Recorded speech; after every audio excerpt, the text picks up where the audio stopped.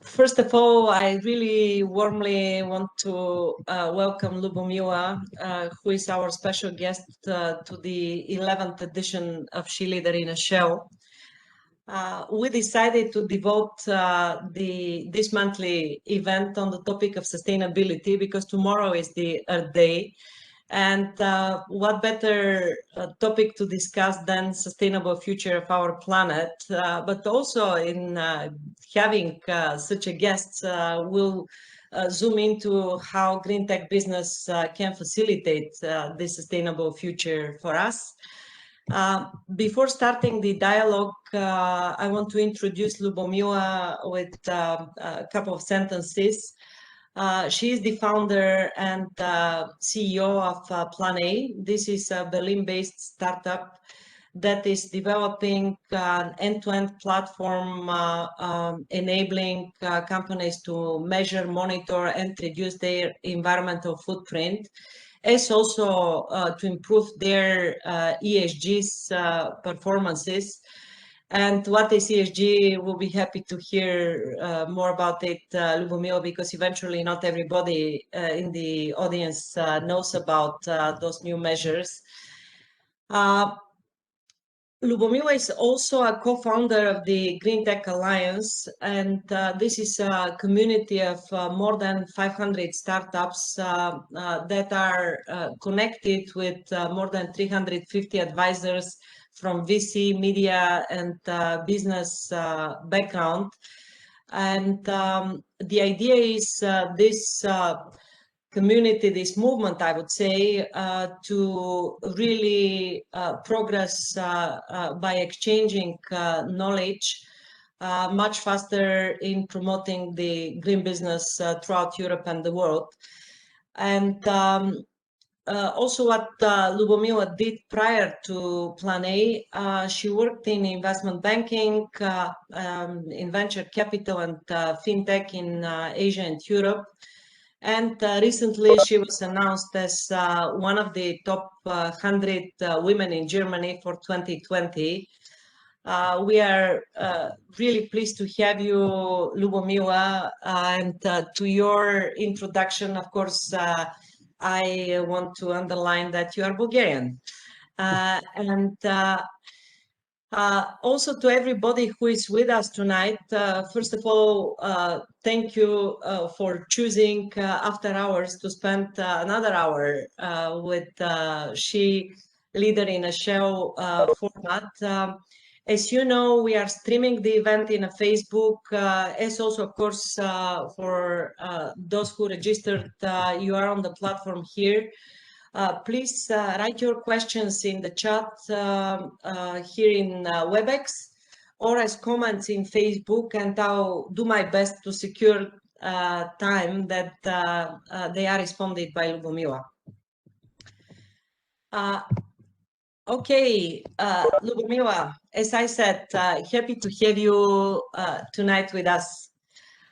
You started your green tech startup to help the fight against the climate crisis with data. Tell us more about what Plan A does and what has been the journey of your company till now, as also how specifically you are helping the businesses to become more sustainable. Thank you so much for the invitation, first of all. So for those of you that are not familiar with Plan A, what we do in Plan A is we use science and technology to enable businesses to make better decisions. What this has meant in a more product format is that we have a software as a service platform that enables businesses to calculate, monitor, reduce, and report on their emissions, as well as improve their ESG performance. At the core of everything that we do is data, and the data is allowing us to give these companies a layer of transparency to make decisions that would allow them to be future-proof.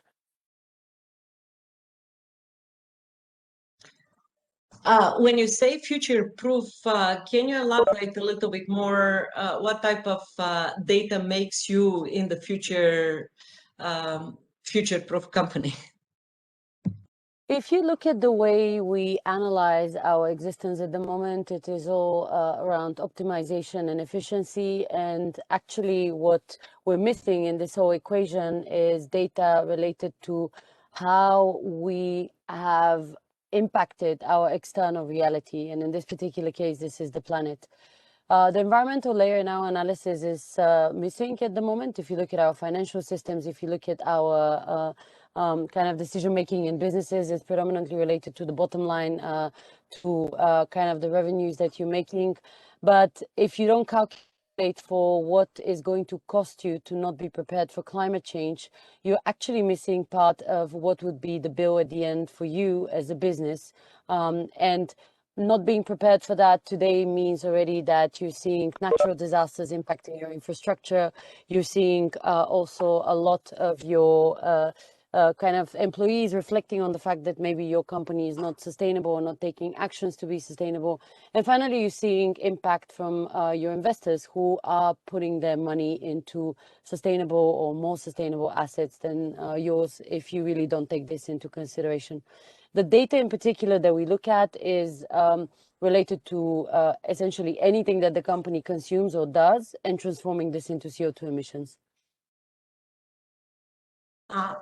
If we zoom out a little bit, do you think that society is prepared on addressing effectively the climate change possible consequences and today's consequences? I know that you have also an academy, you are doing a lot to evangelize, if you want, what are the effects of climate change. Can you give your expert view on this and also an advice to everybody who is not necessarily professionally full-time engaged into the topic? What can we do? Are we prepared? Yes and no. Yes, because the solutions are out there and we've seen them in the Greentech Alliance, where there's essentially close to 1,000 different opportunities for you to take action on sustainability as a business, as an individual. No, because it's an incredibly chaotic reality at the moment where a lot of solutions are being developed, a lot of money are being deployed into the ecosystem. But without this big agenda on a either governmental or multinational level, the EU has done its best attempt with the Green Deal, and we're already reaping the effects of that. And we're super grateful for this initiative because it makes a lot of sense, and it makes a lot of sense for it to be communicated across all of these countries that are part of the Union. But the reality is that in effect, the impacts are yet to be seen of all of this effort taking place, because we don't feel, having been in the kitchen for now more than 5-6 years, that all of the steps being taken are going to lead to this universally improved situation. Well, you are addressing the political level, and now the recovery and resilience plans that are hot topic on the agenda of every European country is an attempt for Europe to not only support the safe and sustainable way out from the economic crisis in a post-pandemic time, but also to engage the community in a more systematic way through measures, through initiatives, through education, through very concrete policies. What is the role of businesses like green tech businesses as stakeholders in this process, based on your experience? Where is the borderline between becoming too political and engaged, and also be, of course, very dedicated to produce what you decided to do business-wise? The role of green tech businesses is one that allows essentially society to reflect on its own way of being in a different way, where sustainability is at the core of the decision making. We are offering a possibility for systemic change that essentially allows for businesses, individuals, NGOs, governments, scientists to reflect on their knowledge and their capabilities in a way that it also is helpful and is supportive of the improvement of the health of our planet. We believe that, in particular, when it comes to Plan A, we have the opportunity to influence businesses by allowing them to become this pioneer of sustainability and become this empowered organization that actually maximizes its data for good and engages its employees and other stakeholders like investors to essentially bring up the change that is necessary for all of us to be, facing a less dramatic journey ahead. This is maybe just a reflection when it comes to Plan A. If we're talking about the other members of the Alliance, for example, there we see a vision for a more kind of improved, with improved processes, improved materials kind of reality. And mentioning Greentech Alliance, I like very much your motto, which invites everybody to develop business that is purpose-driven, so purpose before profit. And in my view, following a bit closer your personal engagements, I see you as one of the Europe's recognized champions for the impact business and also promoting this type of culture. But would you share my opinion that purpose before profit is not yet a very common business framework? And also to share with us, what is your view? Do you see a shift towards purpose-driven business? And what are the factors to stimulate it from your experience and from your perspective also? Purpose, profit, planet is the triple bottom line concept that resonates a lot with me, because I think it allows for us to really understand ourselves as a participant in the ecosystem rather than as a manager of it. It's one that contributes to a more sustainable economic model. The shift is definitely happening. There's a lot of companies, especially in Berlin, where I'm based, who are spending their time on building these models in companies. Also, it's really interesting to observe that traditional players that normally have not been known for thinking of this kind of concept as one that they would follow have now decided to set up venture capital funds or setting companies themselves that are following this mantra. The thing that is to still happen or has not yet been the reality is the fact that we are at a moment when there's not enough data to prove that we would be making necessarily, society economically better off if we are focusing on sustainability, which for the people who don't see the value in taking care of our planet is leading to a question mark still if they should join in the game. And with this in mind, I think we have a bit of work to do to get the business savviness to also be part of how green tech businesses is done, in order for everyone to understand that there's a huge upside for them to be part of this community and also for this mindset.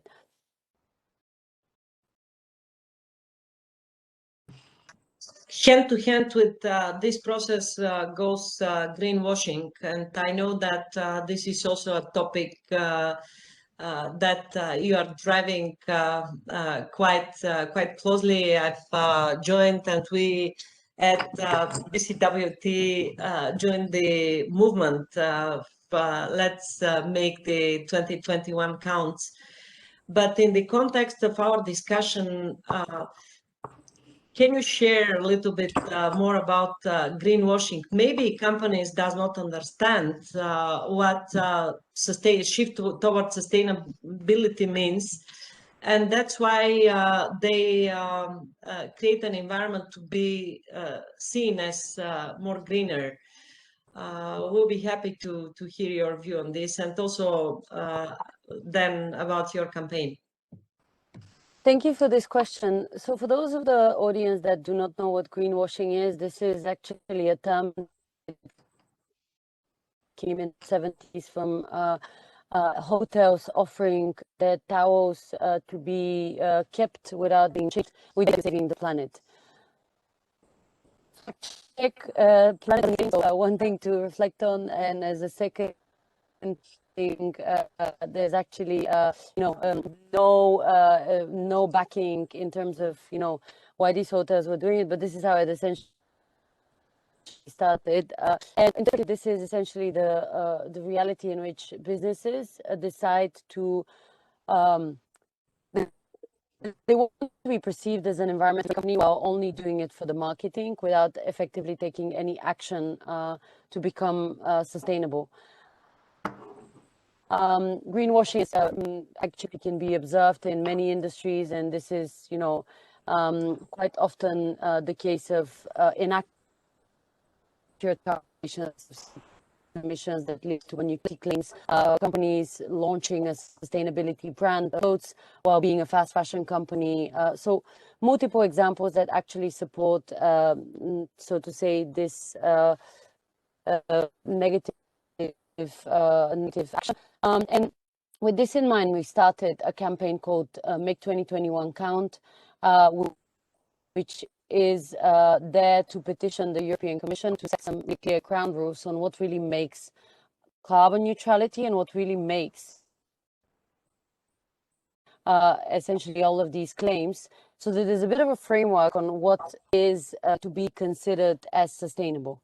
At the moment, you take a company that is doing a marketing campaign, has paid like someone to plant some trees and then making a big announcement out of it, as the same as someone that has spent a lot of time and effort into developing a sustainability agenda. And these today, unfortunately, are reflected as the same, just because there's not enough knowledge on the topic.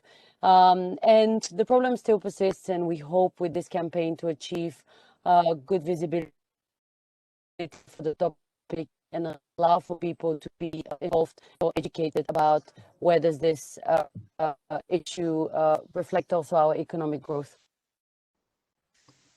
We know that you have announced a petition, and maybe that's also a venue to invite people that didn't support it to sign up, because you plan to introduce it to the European Commission for specific legislation.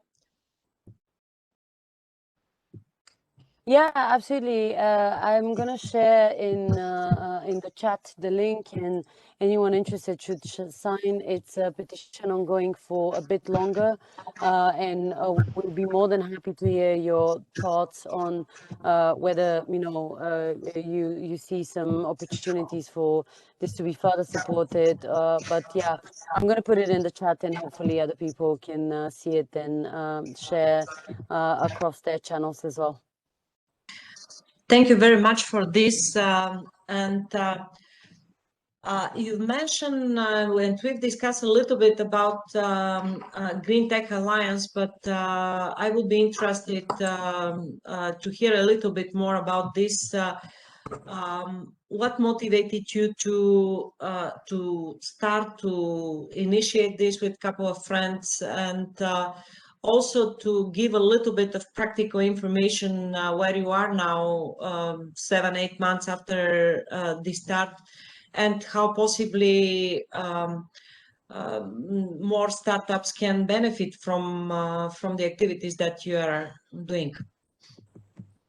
So the Greentech Alliance is a love project. I am so amazed by all the innovation that we've had the opportunity to meet in the community. We have close to 1,000 startups there. It's an initiative that is connecting startups from the whole world to enable them to have access to funding, expertise from different scientists, business people, as well as press. And all of this is for free. And the reason why we decided to set it up was because in the beginning of COVID, the picture looked really grim. It was really scary to see a lot of our friends losing opportunities for investment, losing opportunities for revenue, because there was a lot of panic on the market about whether sustainability would at all be something important.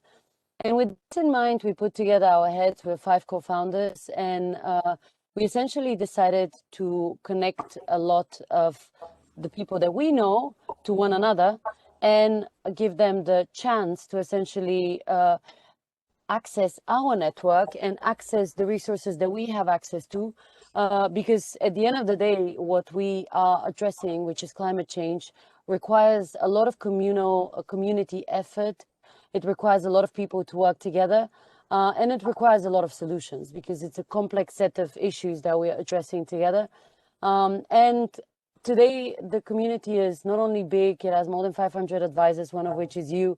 Thank you so much for your commitment there. And it is an active community that on day-to-day basis is, first of all, getting more and more members, but then on the other hand, is just allowing for people to find synergies and partnership opportunities. We have a question in the chat. Are there Bulgarian companies that are part of the Greentech Alliance? Yes, of course. So we have Airleaf, we have Lamon, Cupfee, also Cool and Conscious, which is with Node, the Node initiative. I believe Brianna was also on the event speaking already in this panel. And then who else we have? We have the CO2 cards initiative. We also have the Zero Waste Wave, which is producing biodegradable plates. I believe we have close to 20 startups that are within within the community, which is definitely not enough in comparison to the 1,000 solutions that we have. At the moment, we're definitely dominated by German companies and UK companies.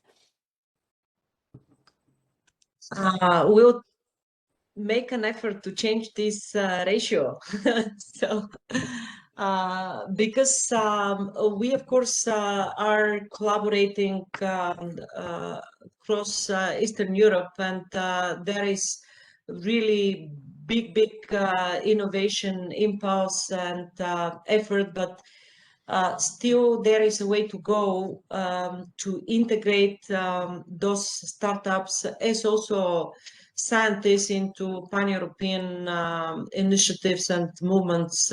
So it makes sense to really use also these indirect channels to promote the initiatives.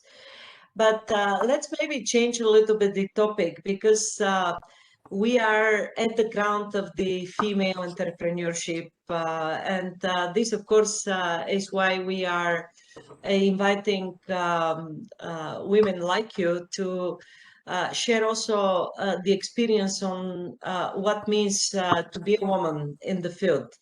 And having said that, of course, I'm always very careful to divide world in the business of women and men, but still both facts requires a special focus on this. And I'll mention just two data. One is that on European basis, only 90% of professionals in the digital economy are women. And on a worldwide level, only 2% of the venture money are going into female-led enterprises. So we need the role models in accordance to encourage the next generation of female entrepreneurs to make a step to change the statistics. So my question to you is, do you feel comfortable in this environment? And is there something special about being a woman entrepreneur? Do you see any limitations? Do you see any advantages? How is this for you? I've reflected a lot on this question because I've been asked many times, how do I feel as a woman, as a female CEO, which also is a rare animal, unfortunately. And the truth is that when we look into the statistics, they're really grim, and in my opinion, there's still just a lot of talking and very little action that is being taken. There's a lot of fantastic initiatives. For example, 15 Tech is an amazing initiative coming out of France where they're aiming to achieve equal distribution of men and women in tech companies. There's other initiatives actually founded by Bulgarian FemGems, which is pushing for women to take the next step and set up their own companies. There's also BCWT. There's a lot of engaging stealth mode in Berlin is accelerated that is specifically dedicated to women. But sometimes it feels like it's women pushing these initiatives, women supporting women, and women wanting to see more women. I don't always feel like there's enough action being taken on a corporate level where there's really ambitious goals being set where you really hit like this 50-50 ratio. As a founder, I have seen discrimination. I have seen how I had to work twice or 3 times as hard to get funding, just because, you know, that has been not usual, especially in Germany, which is even on the investor side, there's barely any women partners. There's a few incredible role models like Judy Dada. Also, there's quite a few now in the junior level females. But really, there's still a lot of work to be done there, which obviously leads to different type of investment happening. I've also seen another type of discrimination that has been quite shocking, where I was told off for speaking too much on stage. Because on one event I was supposed to be speaking in Munich, I had 2 appearances on stage within 1 day. And this guy who was one of the organizers told me, "Oh, you're speaking so much for a girl." And I you know, it's like just like quite insensitive, bit of a shocking kind of comment. I think this can put off a lot of people. This can make a lot of women feel quite uncomfortable, and maybe it's going to feel like a punch that you just don't want to get again. That's why you basically don't push too hard to be made visible. It is also can make you quite angry.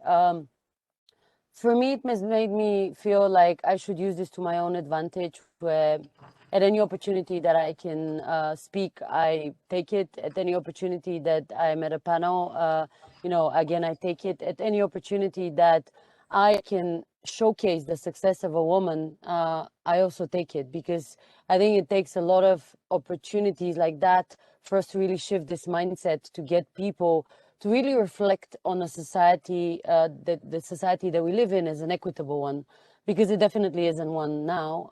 So all of these examples can serve really well.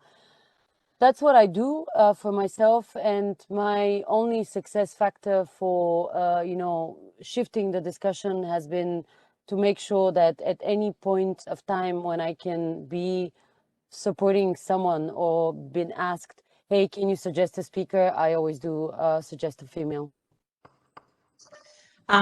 We have done a proposal for you, an invitation, because as you know, we are running 5 years now, a special yearly event called Entrepreneurs. And this is a competition for girls between 16 and 25 to introduce their entrepreneurial ideas.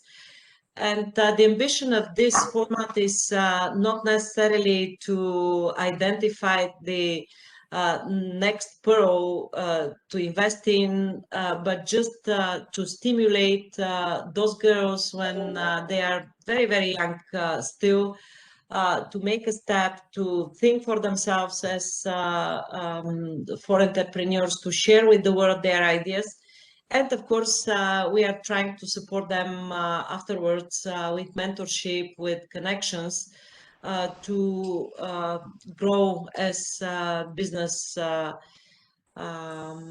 people. By the way, the last year's winner of the competition is a partner of you, Diana De Lava, who was participating in the Entrepreneur. So this September we are planning to open it up again. Hopefully we'll have a chance to make something physical, not necessarily only online. But thank you for really reserving time also to not only be a role model, but to give a hand to those who needs it. That's very, very important. And it's not only important in my view because girls and women needs to be helped, but more to change the perception, because we are living in a time of transition where female attitude is extremely needed, and the talent of both women and men together is needed. So any way to overcome the stereotypes from the past is very much important. I'm looking in the chat, and there is next questions. Do you have data on how many companies in Greentech Alliance are female-led? We actually have looked into this in a non, I would say, accurate manner, but a bit more kind of doing our own estimations. And we think that there's more than 30% of founders in the Greentech Alliance that are female, which is quite impressive because normally this is not the usual ratio that you would be seeing. We have been quite surprised because we do a lot of the interviews. Well, I do alongside with all the co-founders the interviews for people that apply for the Greentech Alliance, and quite often you end up speaking to a female founder, which is quite impressive. And we're looking forward to getting even more that basically would allow this equitable element to happen. As a reflection point, I believe that the reason why females are more willing to start these sustainable companies is because the more sustainable companies are also the ones that are more equitable, are more driven by, a bigger problem that needs to be solved. And there's a lot of data. Actually, the German Startup Association released 2 weeks ago an incredible report that I'm happy to share with anyone interested, that was actually showing the different characteristics of a green tech startup. And female-led is definitely there as a label. Also, equality between teams in terms of distribution of teams, in terms of sexes, also sexual preferences, religion are also there. And finally, there's the element where just the teams and the companies themselves focus on addressing a more significant problem than simply a technology that is nice to have. Do you have an impression, at least that's how I see it, that in the impact business we see more women than men, and maybe this is the natural shift towards engaging more women into this leadership role in the business? What is your thinking about this? And I have my explanation why, but will be interested to hear your opinion. I think it would be really biased for me to say, well, there's more men than women. I think it's a matter of stereotypes. It's a matter of culture. It's a matter of how we've been brought up. It's about the role models you have in your life. It's about the opportunities that you've been given. It's about the places where you've studied. All of these things are a reflection on why we have this reality at the moment. And I think, unfortunately, from one generation to the other, there's a lot of elements of the way we do things that are reinforced. And you see something that has been happening with your grandparents or with your parents, and you kind of copy these behavioral patterns, and then you just maybe a bit update them, but not too much. And that's where also this element comes in place. I think this is where we have, some work to do in terms of just a general mindset shift as a society, where women are not seen as, oh, we need to have a quota of women, or like we need to have a quota of people of color in our teams. It should be a lot more about we need the best people, and we also need to make sure that this is the most diverse team possible. I'm happy you share your view on this, because I was thinking exactly like you. 10 years ago, and I made an evolution into no, women does not need to be specially treated, and there is no need for quotas in companies, to the opinion that quotas as a temporary solution helps. Because if you don't make an intervention in a corporation or even on a societal level, it will be very difficult for people to take a different view. And it started in Norway when 30% this was governmental regulation. 30% of the board members on corporations should be women. And initially, this was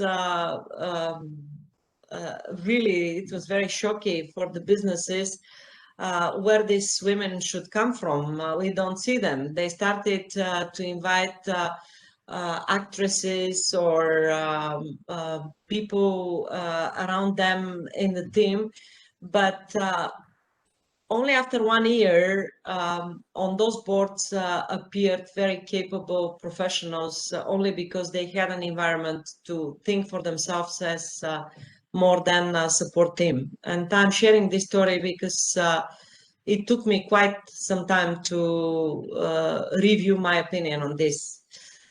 Okay, I have one more question, and then I will open to the audience for more questions. We always ask our guests how you hack yourself. You have a lot on your plate, Greentech Alliance, you are participating in many public events, of course, growing business that is in an intensive development phase. What you do in accordance to really reset the system? I'm not the best example these days of doing that, to be honest, because I'm just working like hell. It's non-stop these days, and that's, I guess, a reflection of the time of the company and the stage of the development. There's a few things that really make me happy, and some are possible to get today in Berlin, others are not. One is going in nature. There's a lot of lakes and a lot of hills, no mountains, but hills around Berlin. So you can climb some hills and just be in nature. I've actually built literally the garden in my house. I have probably like 40, 50 plants. So trying to bring it also in-house as well. And then the second thing that really makes me happy is actually spending time with friends and being outdoors. This is not really possible these days in Berlin, where that's why we're bound to be working more than usual, I guess. And then the final thing that I do these days more, I would say, strictly is meditate. That's something that really helps me clear my mind. I have a lot on my plate because not more than anyone else that is at this stage of the development of their company, but more than I've ever had in my own career. And with this in mind, I've definitely spent some time on making sure I spend my mind in the most effective manner, which means that I also need to make myself more efficient and more, how to say, you know, being able to access my own energy in a better way. As nature lover, you are, of course, warmly invited to come to Bulgaria and to enjoy the beautiful mountains. And also here is not as strict as in Germany. You can make friends also outdoor. So there is an alternative to really recharge your energy in addition. Okay, so now I want to open to the audience the opportunity for asking a question. There is one question from Nikolai in the chat. It is reading it. What sources of LCA data do you use in Plan A for measuring CO2 emissions?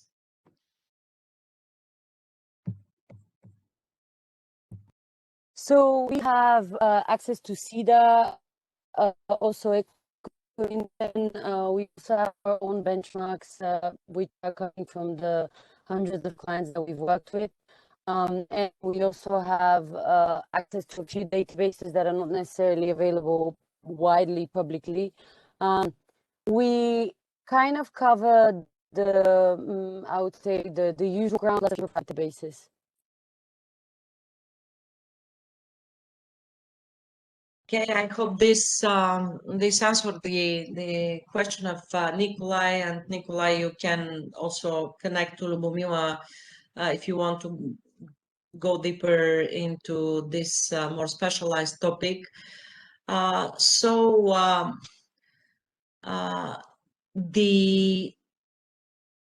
There is a question to go a little bit deeper into greenwashing, how we can recognize it, is asking Irina in the chat.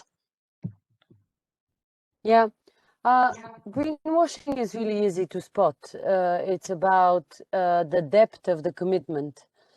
What do I mean by this? If you see a company that historically has been making their money from selling clothes, for example, then they should have gone into the analysis of understanding really where their emissions come from before they start making these commitments to sustainable lines and so on. I can give a few unfortunate examples where, for example, Zara Inditex was quite quickly scrutinized because they announced this conscious line, and H&M actually at the same time launched their conscious line of products. And what ended up happening was that in the US there was even a pop-up shop that someone created to showcase the greenwashing, where they were essentially able to see how the commitments that were being made or the claims that were being made on the labels of the clothes and so on were actually not true. Because the materials, for example, were made actually from 70% polyester, which is plastic, which is oil, or because there was actually a no water positivity, which was also being claimed. Another way to spot it is by looking into what is on the website of a certain company and what they communicate in terms of their sustainability commitment. One thing is to be able to put on your website sustainability all over the place, but another one is actually to be, really understanding what you're doing. And when you go into the sustainability analysis of this company, you can quite quickly see if they have done their full scope 1, 2, and 3 analysis, if they have their employees engaged, if they have taken, a step in terms of reduction, or they're just offsetting and outsourcing the responsibility by, maybe doing that step. We're still in the beginning of making this really transparent, and actually the EU is already on certain laws for greenwashing related to financial industries. And this is our hope that this is the starting point of a lot more that is going to be done in the coming months. But, there's still a lot of details that are missing that are necessary for us to really be able to depict what is actual action for the planet versus action that is there to help the company be perceived as sustainable. Yeah.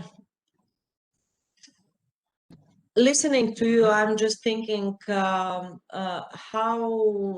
we can support this action in a more practical way, and this relates also to a question in the chat, how we as individuals can participate in this process and contribute in preserving the planet. Because as individuals, of course, one dimension is our individual life habits, but the second one is as citizens we to participate in collective voices, to certain actions to be taken in a faster way. What is your view on this? What is your comment? I think we need engagement on multiple levels. We need engagement with citizens, with individuals, with employees, with companies, governments. And there's a necessity for all of us to understand what part we can play. Because yes, it is about using your own bottle, but at the end of the day, it's also about picking who you buy your clothes from. It is about picking what car you're driving. If you're cycling to work, it's about picking what kind of food you put on the table. Is there meat? And on the company side, it's about having really clear visibility on what you can do today rather than playing these like net zero 2050 kind of games that really don't help anyone, because there's going to be a change management, there's going to be also a shift in the political education, political system, and all of these little elements are actually not necessarily allowing for the big picture and the big problem to really be addressed. If people understand what problem we're actually addressing, which is climate change, they would know that there's no small action that doesn't matter. And they would also know that no commitment towards a distant future is really going to help this particular issue that we're facing today, because the severity of climate change is unfortunately unfolding on day-to-day basis. And the speed with which it happens has not been weakened by COVID. It actually is more or less the same. We had a small reduction in CO2 emissions, but more actually we've seen the same temperature increase rise ahead of us. So sometimes what I miss, and this is maybe more personal reflection, is that we keep on thinking that this is something we can postpone, and then the little action is going to postpone it indefinitely, but it really isn't. And it really is something where I, as a business founder in the company, yes, I have interest in building a really big company, and also like having this visibility that we have today is something that really matters to us. But why I'm doing this and why all the other co-founders in the Greentech Alliance and all the other founders in the community are doing it is because we understand the urgency of the problem that we're solving, and we need business tools to be able to do that, because we live in this reality which is driven by business. So everyone has a part to play, businesses more than anyone else, but governments are there also to set the frameworks, citizens are there to pick better who they buy from, and then the NGOs and the scientists are there to set also the foundations and the methodologies that we follow in order to be impactful to the maximum. You've mentioned COVID, and of course, that's must have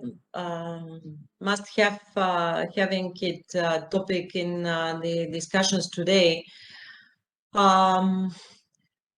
When the lockdown started, everybody who is engaged with the topic of climate change was encouraged that possibly the planet is breathing better, and this will be a collective lessons for people to prepare on what means to collaborate in addressing global crises like the climate crisis.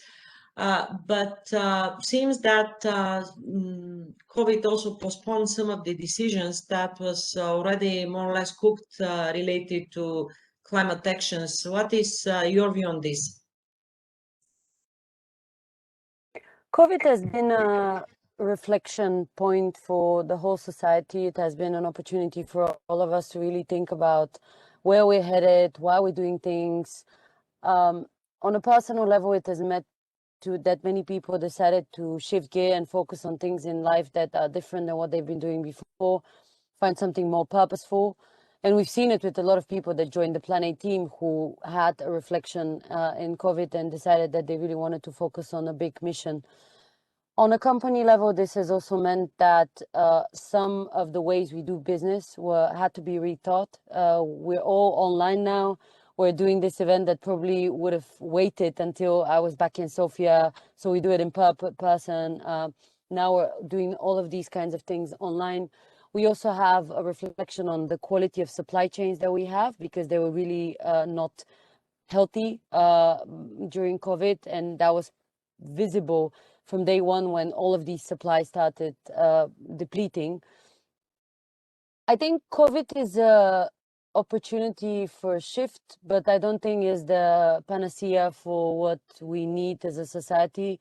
This is our window of opportunity to reflect as a community on where we want to see ourselves in 5, 10 years altogether rather than individually. But it's also going to go away, because the moment when things open up back, I'm sure it's visible already in Sofia, people are back in the cafes, people are back in the restaurants, which is not a bad thing. I think the economy needs it, and all of us need it as social human beings. But we're also going to be back on the planes, traveling on the short-haul flights. We're going to be back in conferences, just because we all really wish to have this personal communication with one another, to see the world, to travel the world, be excited by novelty. But we can use COVID while it's still lasting, because it's going to take probably another 6 to 9 months until maybe something is a bit more similar to what we call normal, to think of where we want to see ourselves in the future and how we want to be connected to one another better for on a planet that is healthier, and on a planet that now has been able to heal a little bit, but it needs a lot more effort for all of us to actually be having this comfortable life that we've been having previously.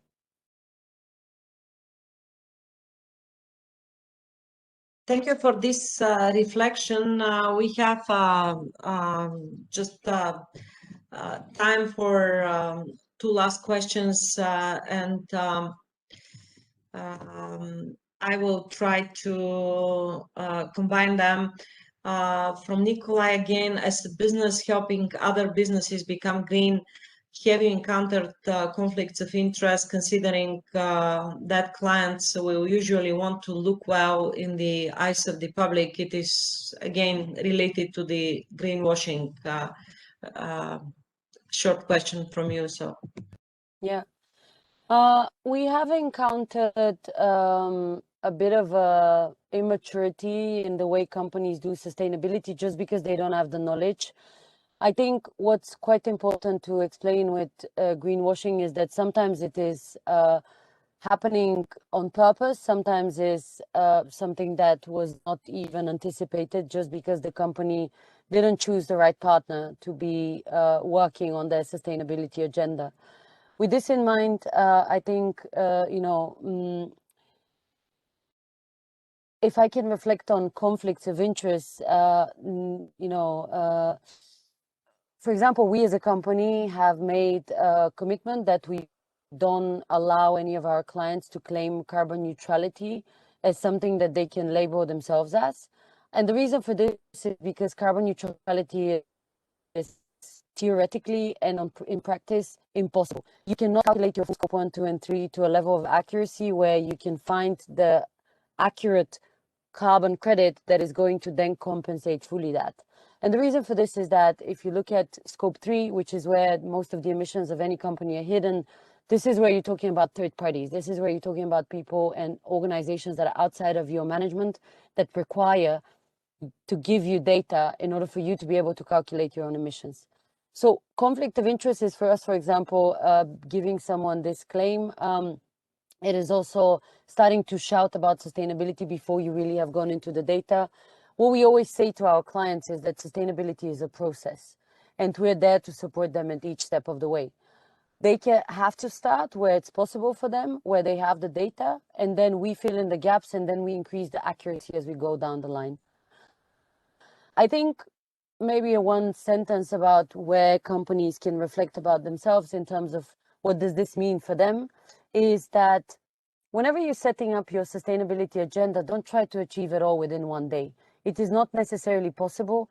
You can't have a zero waste office. You can't have a no travel policy, everything on the same moment. And it needs your time and effort and willingness to engage with the topic in order for this to be successful. Because you essentially would be building a durable company, and there's one, of course, that's sustainable as well.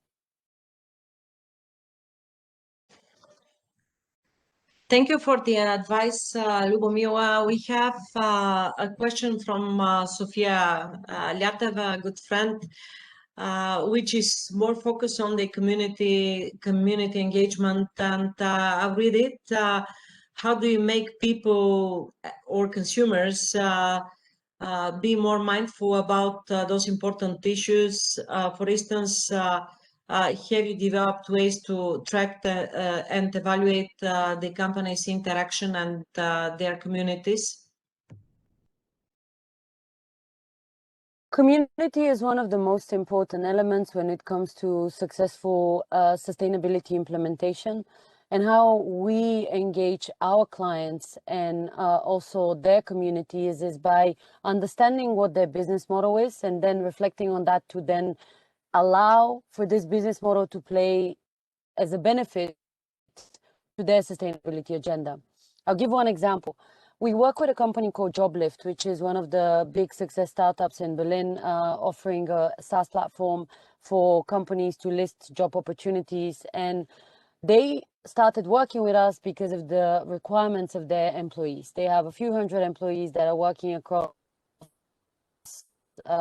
essentially Germany and other places. And these employees were asking for commitment. What this led to was a lot more, on one hand, employee engagement, and then on the other hand, it attracted new talent because the company was as sustainable, having taken their journey on the topic. We also work with, other organizations that also have maybe more communities, which are really, important. So, for example, we have a electric bike company that is based in Germany. And for them, sustainability was actually part of their value proposition because obviously they're a substitute for the traditional type of transport. But in order for them to be able to amplify this, they cannot just play on, oh, we're an electric bike company. They needed to really do the calculation with us, start using our product, and then start engaging their employees and also their investors, as well as their customers, by telling them what does it really mean for them to be engaging with this product, and how by using this product, they are leading to an improved, a more positive impact for the planet. So these are two examples. I can go on for a long time. We work with banks, venture capital funds, private equities, also a lot of different types of, so to say, customer-facing B2C businesses. And for each use case, there's a different angle that you can tackle. As long as you're transparent and also willing to take these people on your journey, you will be benefiting a lot more than just saying, I'm carbon neutral.